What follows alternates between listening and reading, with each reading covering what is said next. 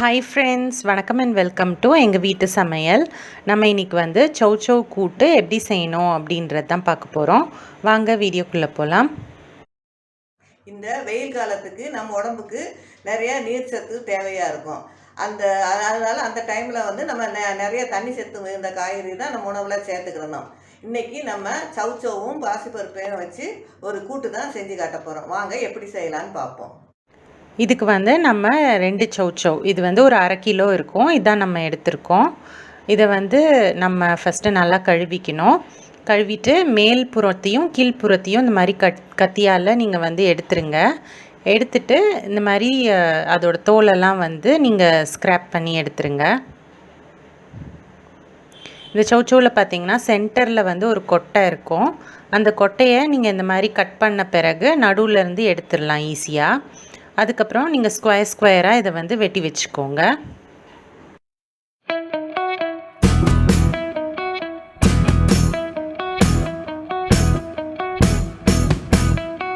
Next வந்து பாசிப்பருப்பு 100 gram போல் பாசிப்பருப்பை கழுவி ஒரு மணி நேரம் ஊற வச்சுடுங்க. நெக்ஸ்ட் வந்து இதையும் நம்ம சௌவையும் சேர்த்து வேக வைக்க போகிறோம். குக்கரில் தண்ணி விட்டுட்டு பாசிப்பருப்பையும் சேர்த்துக்கோங்க. அடுத்து தேவையான அளவு மஞ்சத்தூளும் சேர்த்துக்கோங்க. நம்ம வெட்டி வச்சுருக்க சௌவையும் இதில் சேர்த்துக்கலாம். சேர்த்துட்டு இது ரெண்டுத்தையும் நீங்கள் வந்து ஒரு 2 விசில் வர வரைக்கும் நீங்கள் வந்து வேக வச்சு இதை எடுத்து வச்சுக்கோங்க.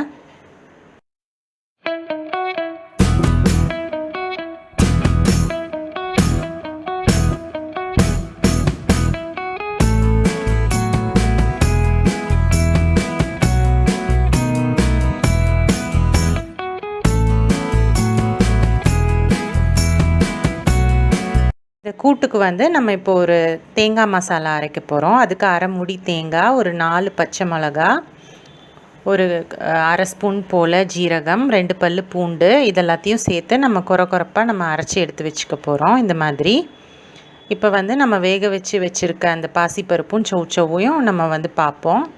இது வந்து நல்லா வெந்திருக்கு. இப்போ இதோட வந்து நம்ம அந்த தேங்காய் மசாலாவை வந்து சேர்க்க போகிறோம். இது அந்த சௌவையும் பாசிப்பருப்பையும் தனியாக ஒரு கடாய்க்கு மாற்றிடுங்க. மாற்றிட்டு இந்த தேங்காய் விழுதை இதோட சேர்த்துக்கோங்க. சேர்த்து அதை வந்து நல்லா மிக்ஸ் பண்ணிக்கோங்க.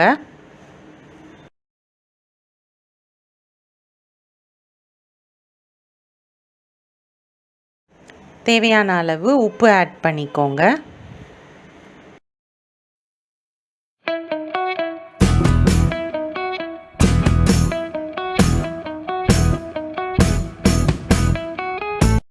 இப்போ வந்து ஒரு தனி கடாயில் கொஞ்சமாக எண்ணெய் விட்டு கடுகு போட்டு தாளிச்சிக்கோங்க. உளுத்தம் பருப்பும் சேர்த்துக்கோங்க. அப்புறம் ஒரு பெரிய வெங்காயம் வந்து பொடியாக நறுக்கி வச்சுக்கோங்க. இப்போ வந்து கருவேப்பிலை சேர்த்துக்கோங்க. காஞ்ச மிளகாயும் சேர்த்துக்கோங்க. பொடியாக நறுக்கின வெங்காயத்தையும் சேர்த்து நல்லா வதக்கிக்கோங்க. இப்போது இந்த கூட்டு வந்து கொதிச்சிட்டு இருக்கு. இதில் வந்து ஒரு 1/2 ஸ்பூன் போல் சாம்பார் தூள் ஆட் பண்ணிக்கோங்க.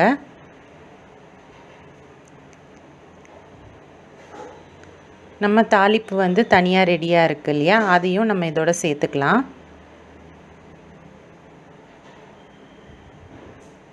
நல்லா சூப்பராக நமக்கு வந்து சௌ கூட்டு ரெடி ஆயிடுச்சு. இது வந்து நம்ம திக்காக வச்சோம் அப்படின்னா நம்ம வந்து சாதத்துக்கு கூட்டு மாதிரி நம்ம வந்து யூஸ் பண்ணிக்கலாம். கொஞ்சம் தண்ணியாக வச்சோம் அப்படின்னா இட்லி தோசைக்கும் நம்ம தொட்டு சாப்பிடலாம். சூப்பராக இருக்கும். அதே மாதிரி தேங்காய் எண்ணெய் வாசம் உங்களுக்கு பிடிச்சதுன்னா இதை தாளிக்கும் போது நம்ம தேங்காய் எண்ணெய் வச்சும் நம்ம வந்து தாளிச்சிக்கலாம். ஸோ நம்மளோட சுவையான சௌ கூட்டு வந்து சூப்பராக தயாராகிடுச்சு. அவ்வளோதான். நம்ம மேலே வந்து மல்லித்தழை போட்டு நம்ம அதை வந்து இறக்கிடலாம். இந்த வீடியோ உங்களுக்கு பிடிச்சிருந்ததுன்னா லைக் பண்ணுங்கள், ஷேர் பண்ணுங்கள், சப்ஸ்கிரைப் பண்ணுங்கள். மறக்காமல் பெல் பட்டனையும் டேப் பண்ணுங்கள். அப்போ தான் எங்களோட ரெகுலர் அப்டேட்ஸ் உங்களுக்கு வந்து சேரும்.